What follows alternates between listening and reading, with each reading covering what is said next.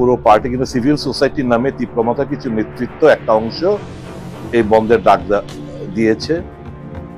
এটা হচ্ছে নির্বাচনকে কেন্দ্র করে ডিসি এবং ভিলেজ কমিটি নির্বাচনকে কেন্দ্র করে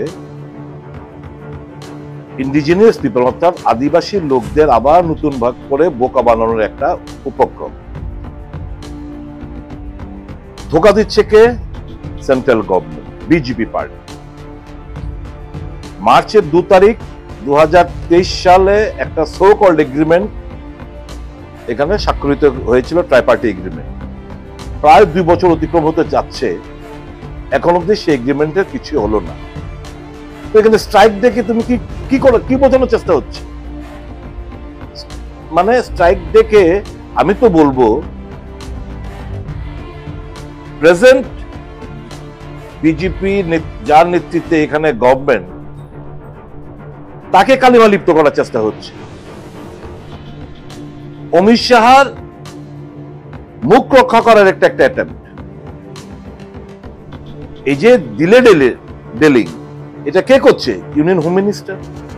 এই স্ট্রাইকটা কার এগেইনস্টে? তোমরা আবার একই সরকারে থাকবে, ক্ষমতা ভোগ করবে, সমস্ত সুযোগ সুবিধা নেবে, আবার সরকারের বিরুদ্ধে স্ট্রাইক ডাকবে। এটা তো দ্বিচারিতা, এটা মিলিজুলি স্ট্রাইক।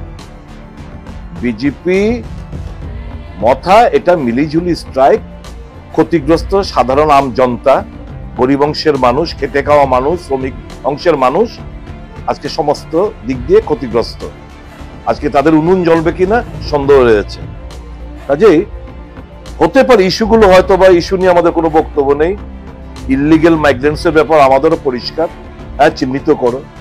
আমি যে একজন তো এই রাজ্যের প্রাক্তন মুখ্যমন্ত্রীও বটে, যিনি বাংলাদেশী। আবার এর সাথে তোমরা ঘর করছো, বিদেশ ঘুরে বেড়াচ্ছ, দুবাই যাচ্ছ, বিভিন্ন মিছিল মিটিং এ ওর নামে স্লোগানও দেওয়া হচ্ছে। তাহলে তো এটা তো মনে হচ্ছে আবার নতুন ভাবে তিপ্রাসা জাতিগোষ্ঠীকে বোকা বানানোর একটা ফন্দি। নির্বাচন আসছে, ভোটে জিততে হবে, নতুন কোনো ইস্যু নেই।